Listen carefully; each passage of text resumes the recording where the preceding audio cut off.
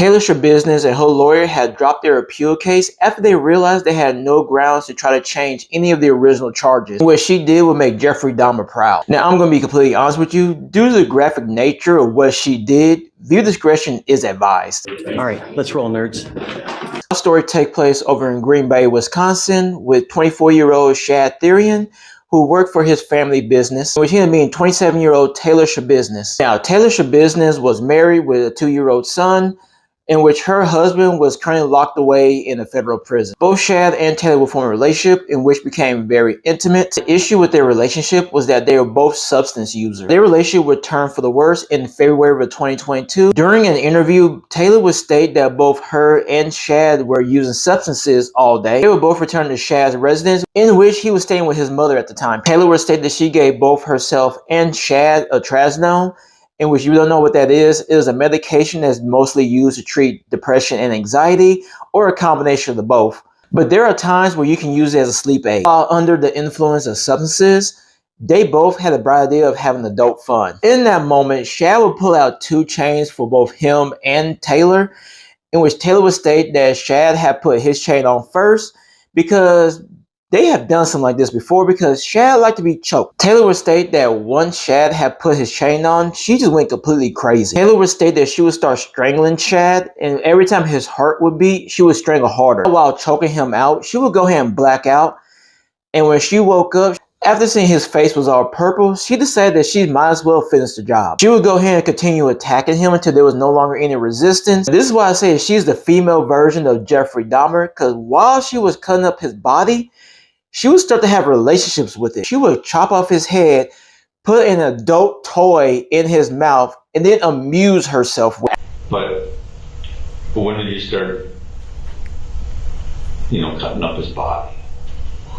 Like almost right away. I was sucking and cutting at the same time. After she was done doing all of this, she would go ahead and take the smaller pieces, place them into a small plastic bag, and with the larger pieces, she would just put them into a storage container. Taylor would state that she got lazy because after she placed everything into the car, she was just leaving dispose of everything, but she left the head at the house. She had placed in a 10-gallon bucket. She also placed his manhood in that same bucket. Shortly after Taylor had left, Shad's mother and her boyfriend would return home, and so his mother would go and check on Shad to see how he was doing.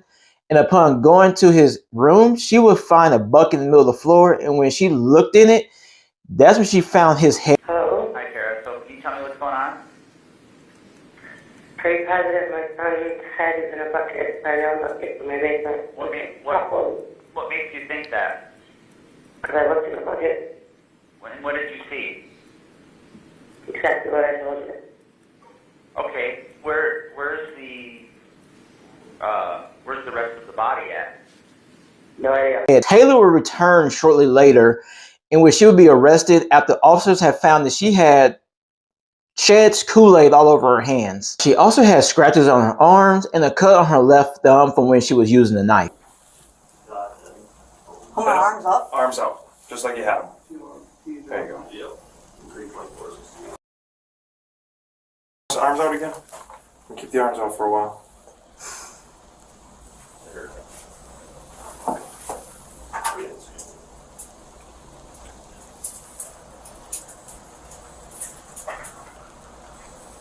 Get a good one on my thumb. Alright. Alright, this hand. Can you pull your sleeve up a little bit? Thank you.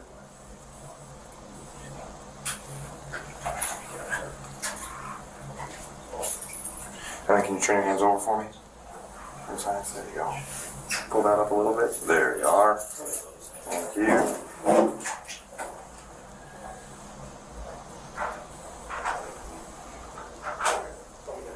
You need water or anything?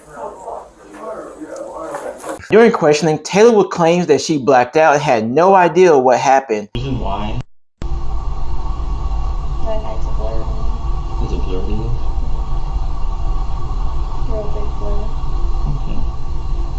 What do you remember? Oddly enough, I'll say this. I see myself doing it in third person. Okay. Weird, but like, yeah, I'm choking him out and everything, and then just ends in that cross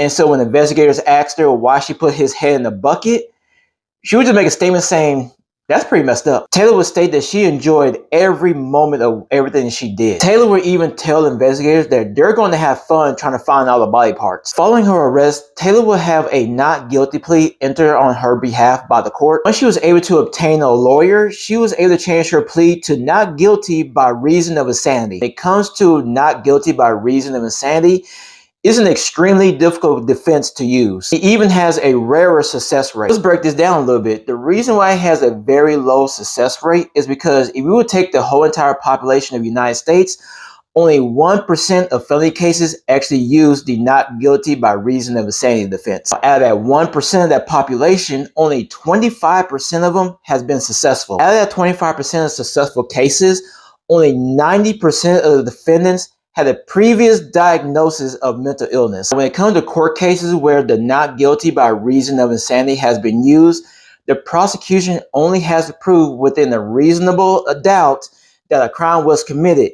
But the burden of proof falls on the defense, which means that they have to prove that their client was insane when the crime was committed. When it comes to a not guilty by reason of insanity, it does not mean that they go free.